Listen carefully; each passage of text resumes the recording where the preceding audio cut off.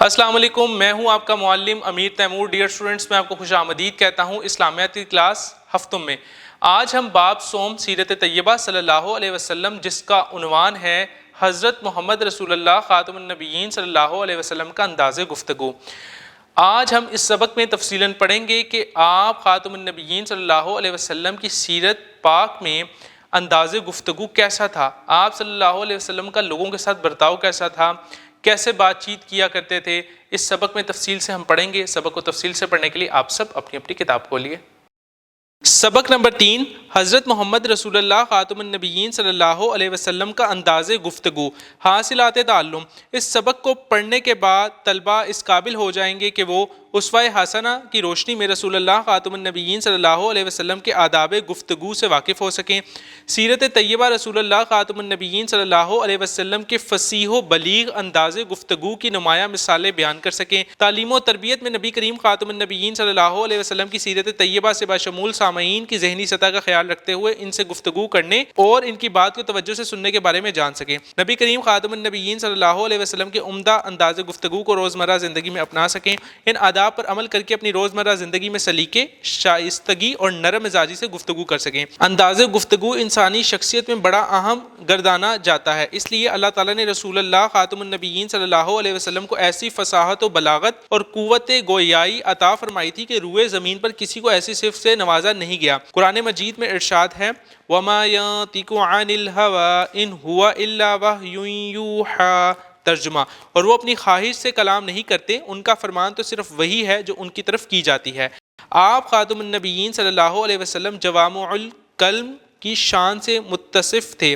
جوامع الکلم کا مفہوم یہ بیان کیا جاتا ہے کہ ایسے الفاظ جو بہت کم ہوں اور وہ اپنے اندر سمندر کا سا مفہوم سموئے ہوئے ہوں۔ رسول اللہ خاتم النبیین صلی اللہ علیہ وسلم کے انداز گفتگو کی خاص خوبی یہ تھی کہ الفاظ بہت کم ہوتے اور معنی و مفہوم بہت زیادہ ہوتے تھے۔ آپ خاتم النبیین صلی اللہ علیہ وسلم کے کلام میں تکبرانہ انداز اور تصنع بناوٹ کا شائبہ تک نہ ہوتا تھا۔ آپ خاتم النبیین صلی اللہ علیہ وسلم کے کلمات و ارشادات ہمارے لیے حکمت اور نصیحت کے انمول موتی اور حقیقت و صداقت کا خزینہ ہے۔ آپ خاتم النبیین صلی اللہ علیہ وسلم کی بعثت اس موقع پر ہوئی کہ جب عربوں کے اندر فصاحت و بلاغت کا چرچا تھا، اہل عرب زبان دانی کے درجہ کمال کو پہنچے ہوئے تھے، اس لیے اللہ تعالیٰ نے آپ خاتم النبیین صلی اللہ علیہ وسلم کو قرآن مجید جیسی کتاب عطا فرمائی اور آپ خاتم النبیین صلی اللہ علیہ وسلم کو پاکیزہ دل اور زبان مبارک کو جملہ محاسن و کمالات سے نوازا۔ گویا فصاحت و بلاغت آپ خاتم النبیین صلی اللہ علیہ وسلم کے مزاج مبارک میں رچ بس گئی تھی۔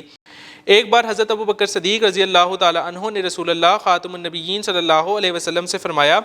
یا رسول اللہ خاتم النبیین صلی اللہ علیہ وسلم، میں سارے عرب میں پھرا ہوں اور میں نے بڑے بڑے خطیبوں کا کلام اور شعراء کے اشعار سنے ہیں، لیکن حقیقت یہ ہے کہ آپ خاتم النبیین صلی اللہ علیہ وسلم سے بڑا فصیح و بلیغ میں نے کہیں نہیں دیکھا۔ قبیلہ اوس اور خزرج جو کہ دشمنی و عداوت میں بہت آگے نکل گئے تھے، آپ خاتم النبیین صلی اللہ علیہ وسلم کی فصیح و بلیغ گفتگو نے ان کے دل میں ایک دوسرے کے لیے محبت کے دریا بہا دیے اور یوں وہ قبیلے آپس میں شیر و شکر ہو گئے۔ انداز گفتگو کے بارے میں بہترین رہنمائی ہمیں رسول اللہ خاتم النبیین صلی اللہ علیہ وسلم کی حیات مبارکہ سے ہی ملتی ہے۔ رسول اللہ خاتم النبیین صلی اللہ علیہ وسلم نے کسی بات پر زور دینا ہوتا تو ایک جملے کو بار بار دہراتے تھے، بات کی مناسبت سے آواز اور لہجے میں تیزی یا نرمی اختیار فرماتے، لوگوں کو متوجہ کرنے کے لیے کبھی کوئی سوال کرتے اور کبھی کسی سوال کو بار بار دہراتے، بات لمبی نہ کرتے، تھوڑے سے وقت اور مختصر الفاظ میں مفہوم بیان کر دیتے، گفتگو میں الفاظ اس طرح ٹھہر ٹھہر کر ادا کرتے کہ سننے والا آسانی سے یاد کر لیتا، الفاظ نہ ضرورت سے کم ہوتے نہ زیادہ، کسی کا نام لے کر یا اسے براہ راست مخاطب کر کے تنقید نہ فرماتے، کسی شخص کو سمجھانا ہوتا تو نام لیے بغیر وہ بات سب کو سمجھاتے تاکہ کسی کی عزت نفس مجروح نہ ہو، گفتگو میں عام طور پر ایک مسکراہٹ شامل رہتی، کسی بات پر زور دینا ہوتا تو ٹیک چھوڑ کر سیدھے ہو کر بیٹھتے، بات بات سے محبت کا رس اور خلوص و خیر خواہی کا سچا جذبہ ٹپکتا تھا۔ آپ خاتم النبیین صلی اللہ علیہ وسلم کی کوئی بات غیر معقول اور دلیل سے خالی نہ ہوتی تھی۔ آپ خاتم النبیین صلی اللہ علیہ وسلم کا ارشاد گرامی ہے، الکلمۃ الطیبۃ صدقہ، ترجمہ: اچھی بات کرنا بھی صدقہ ہے۔ حضرت عائشہ صدیقہ رضی اللہ تعالیٰ عنہ فرماتی ہیں کہ رسول اللہ خاتم النبیین صلی اللہ علیہ وسلم نے تم لوگوں کی طرح بغیر توقف کے گفتگو نہیں فرماتے تھے، بلکہ آپ خاتم النبیین صلی اللہ علیہ وسلم یوں ٹھہر ٹھہر کر گفتگو فرماتے تھے کہ آپ خاتم النبیین صلی اللہ علیہ وسلم کے پاس بیٹھا شخص اسے یاد کر لیتا۔ حضرت اسماء رضی اللہ تعالیٰ عنہ فرماتی ہیں کہ ایک مرتبہ آپ خاتم النبیین صلی اللہ علیہ وسلم نے تقریر فرمائی جس میں قبر اور عالم برزخ کے حالات و واقعات بیان فرمائے۔ آپ خاتم النبیین صلی اللہ علیہ وسلم کے بیان میں اس قدر تاثیر تھی کہ حاضرین محفل پر رکت طاری ہو گئی اور لوگ رونے لگے۔ آپ خاتم النبیین صلی اللہ علیہ وسلم کا کلام اور خطبہ اس قدر واضح اور آسان ہوتا تھا کہ ہر شخص کے ذہن میں بات بآسانی اتر جاتی۔ یہ آپ خاتم النبیین صلی اللہ علیہ وسلم کے انداز تکلم اور فصاحت و بلاغت کا ہی نتیجہ تھا کہ دین اسلام ترقی کے زینے چڑھتا گیا اور لوگ آپ خاتم النبیین صلی اللہ علیہ وسلم کے اخلاق کریمانہ اور نرم کلامی کو دیکھ کر جوگ در جوگ دین اسلام قبول کرنے لگے۔ اگر بڑے سے بڑا کافر بھی آپ خاتم النبیین صلی اللہ علیہ وسلم کے سامنے آ جاتا تو اس پر بھی آپ خاتم النبیین صلی اللہ علیہ وسلم کا کلام حاوی ہو جاتا۔ ارشاد نبوی خاتم النبیین صلی اللہ علیہ وسلم ہے: ان من البیان لسحر۔ ترجمہ: بعض تقریریں بھی جادو بھری ہوتی ہیں۔ حضرت انس بن مالک رضی اللہ تعالیٰ عنہ نبی کریم خاتم النبیین صلی اللہ علیہ وسلم کے انداز گفتگو کے بارے میں فرماتے ہیں کہ رسول اللہ خاتم النبیین صلی اللہ علیہ وسلم بات سمجھانے کے لیے اسے 3 مرتبہ دہراتے تھے۔ ان احادیث سے معلوم ہوا کہ انداز گفتگو میں ٹھہراؤ شائستگی کی علامت ہے، بلا وجہ تیز تیز بولنا وقار کے منافی ہے۔ اسی طرح بلا ضرورت اونچی آواز میں بات کرنا بھی تہذیب کے برعکس ہے۔ اگر گفتگو میں کوئی اہم بات بیان کی جا رہی ہو تو اسے دہرا دینا بہتر ہے تاکہ سننے والا اچھی طرح سمجھ جائے۔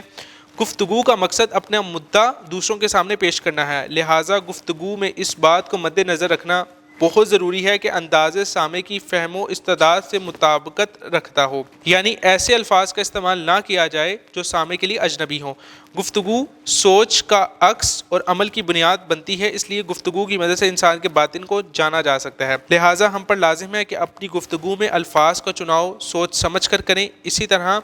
الفاظ کی ادائی میں ٹھہراؤ اختیار کریں، بات چیت میں بناوٹ سے کام نہ لیں، سخت لہجہ اپنانے سے حد الامکان پرہیز کریں۔ ڈیئر اسٹوڈنٹس، آج ہم نے اس سبق کو تفصیل سے پڑھا۔ اس سبق میں ہم نے پڑھا کہ انداز گفتگو کیا ہے اور سیرت نبوی صلی اللہ علیہ وسلم میں اس کی بے شمار مثالیں ہم نے پڑھی کہ انداز گفتگو پہلا عمل ہے کہ جس سے لوگوں کے دل میں ہمارا ایک عکس بنتا ہے، اور نبی کریم صلی اللہ علیہ وسلم نے یہ بات ثابت کی اپنی سیرت سے کہ کس طرح جب آپ خاتم النبیین صلی اللہ علیہ وسلم لوگوں سے بات کیا کرتے تھے تو وہ کافر تھے، غیر مسلم تھے، لیکن آپ کے انداز گفتگو کر دیکھ کر جوگ در جوگ مسلمان ہوئے۔